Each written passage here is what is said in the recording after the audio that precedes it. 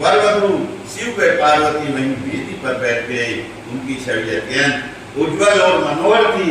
दोनों वहां बहुत शोभा पा रहे थे। तब लक्ष्मी आदि सभी देवियों ने उनकी आरती उतारी। बोल शंकर भगवान की जय, उमापति महादेव की जय। शिव पार्वती का विवाह आरंभ। ब्रह्मा जी बोले, हे नारद, गर्भ मुनि की आज्ञा के अनुसार सहजराज हिमालय ने कन्यादान की रस्मों को निभाना शुरू किया। सहजराज प्रिया नैना जी सुंदर वस्त्र आभूषणों से सुसज्जित होकर हाथों में सोने का कलश लेकर अपने पति हिमालय के दाहिने भाग में बैठी हुई थी। सहजराज हिमालय ने भगवान शिव का पाद से पूजन करने के पश्चात सुंदर वस्त्रों, आभूषणों एवं चंदन से उन्हें अलंकृत किया तथा ब्राह्मणों से बोले कि हे ब्राह्मणों, अब आप कन्यादान हेतु संकल्प कराइए।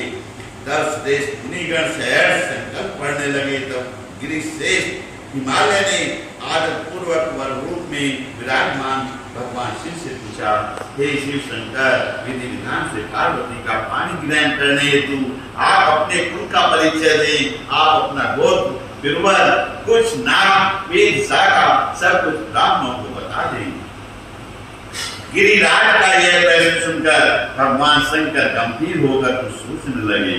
सब देवताओं, ऋषि मुनियों ने जब भगवान शिव को इस प्रकार चुप देखा तो वे संबंध भी कुछ भी उत्तर नहीं दे रहे थे और शांत थे। तब यह देखकर कन्या पक्ष के कुछ लोग उन पर हंसने लगे। नारद, यह देखकर तुम तत्काल पार्वती के पिता सहजराज के पास पहुंचे और बोले, हे पर्वतराज, आप भगवान शिव से उनका गोत्र पूछकर बहुत बड़ी मूर्खता कर रहे हैं। उनका कुल, गोत्र आदि तो ब्रह्मा विष्णु आदि भी नहीं जानते, तो और भला कोई कैसे जान सकता है। भगवान शिव तो निर्गुण और निराकार हैं। वे परम ब्रह्मा परमेश्वर हैं। वे निर्विकार, मायाधारी एवं परात्पर हैं। वे तो स्वतंत्र परमेश्वर हैं, जिनका कोई गोत्र आदि से कुछ भी लेना देना नहीं है। ये सब तो मनुष्यों के द्वारा निर्मित आडंबर मात्र है। शिव जी तो अपनी इच्छा के अनुसार रूप और अवतार धारण करने वाले हैं। यह तो पार्वती के द्वारा किए हुए उग्र तप का प्रभाव है, जिसके कारण आप शिव जी के साक्षात स्वरूप के दर्शन कर पा रहे हैं। सहजराज, भगवान शिव गोत्रहीन होकर भी श्रेष्ठ गोत्र वाले हैं और कुलहीन होने पर भी कुलीन हैं। इनकी विविध लीलाएं इस चराचर संसार को मोहित करने वाली हैं। हे गिरिराज श्रेष्ठ हिमालय, नाना प्रकार की लीला करने वाले भगवान शिव का गोत्र और कुल नाद है। शिव नाद में है और नाद शिव में है। नाद और शिव में कहीं कोई अंतर नहीं है। जब भगवान शिव ने सृष्टि की रचना का विचार किया तब सबसे पहले शिव जी ने नाद को ही प्रकट किया था। इसलिए अब आप जट की बातों को त्याग कर अपनी पुत्री पार्वती का विवाह यथा शिव जी के साथ संपन्न करा दो। नारद, तुम्हारी बात सुनकर सहजराज हिमालय के मन में उत्पन्न हुई शंका समाप्त हो गई। तब हम सभी देवताओं ने तुम्हें धन्यवाद दिया कि तुमने इस विषय परिस्थिति को चतुराई से संभाल लिया। यह सब जानकर वहां उपस्थित सभी विद्वान प्रसन्नता पूर्वक बोले कि हमारे अहोभाग्य हैं जो आज हमने इस जगत को प्रकट करने वाले आत्मबोध स्वरूप स्वतंत्र परमेश्वर, नई लीलाएं रचने वाले त्रिलोकीनाथ भगवान शिव के दर्शन कर लिए हैं। आपके दर्शनों से समस्त पापों से मुक्ति मिल जाती है। इस प्रकार सब मिलकर भगवान शिव की जय जयकार करने लगे। तब वहां उपस्थित मेरु आदि अनेक पर्वतों ने सहजराज हिमालय से कहा कि हे पर्वतराज, अब आप व्यर्थ का विलंब क्यों कर रहे हैं? जल्दी से अपनी कन्या पार्वती का दान क्यों नहीं करते?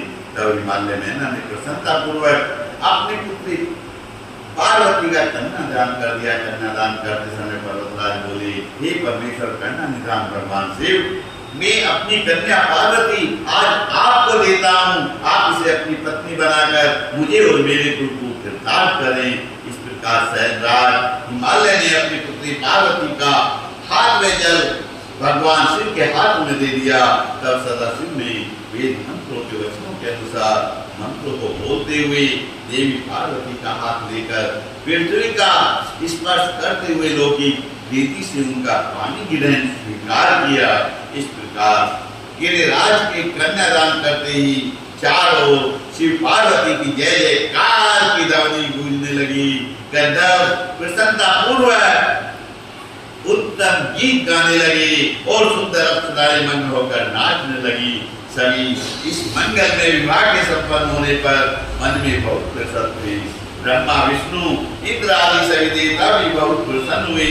उसके बाद सहजाद हिमालय ने भगवान शिव को अनेकों वस्तुएं प्रदान की। रत्नों से जड़े हुए सुंदर सेवन के आभूषण, पात्र एवं दूध देने वाली 1.25 लाख घोड़े, 1 लाख सुसज्जित अश्व, 1 करोड़ हाथी तथा 1 करोड़ सोने जवाहरातों से जड़े रथ आदि वस्तुएं सादर भेंट की। उन्होंने अपनी पुत्री पार्वती की सेवा में लगे रहने के लिए 1 लाख दासियां भी दी। तत्पश्चात विवाह में पधारे अनेक पर्वतों ने भी अपनी इच्छा और सामर्थ्य के अनुसार उत्तम वस्तुएं शिव पार्वती को उपहार स्वरूप भेंट की। इस विवाह से सभी